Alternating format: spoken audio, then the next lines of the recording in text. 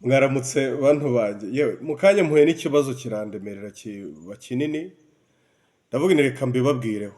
Mpuye n'umwana arambaza ngo ariko ngo harya ngo Yezu ko yavukiye i Betelehemu muri Yudeya, Satani we yavukiye ahagana hehe? Mwaba muhazi ngo mumfashe gusubiza uwo mwana?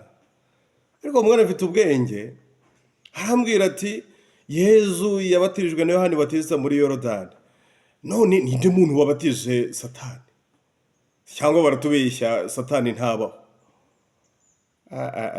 Numva umwana numva umwana afite ibitekerezo biri ku rwego rwo hejuru.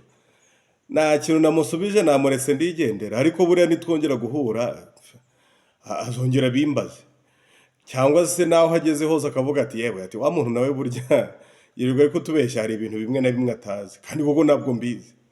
Sano Satani yabatirijwe ndahazi, ibya Yezu byo ndabizi ndabizi, no muri Bibiliya byanditsemo kuko Bibiliya turayemera.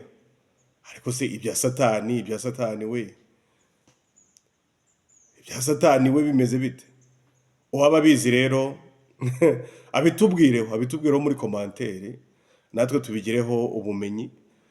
Niyenda niduhura n'uwo mwana nzareba icyo namusubiza. Naho bundi umwana arankomye wa mugani wanyu, aransharenjinze. Nanjye nakomeje kubitekerezaho nsanga rwose ntabizi. Murakoze, nicyo gihe cyo nababwiraga.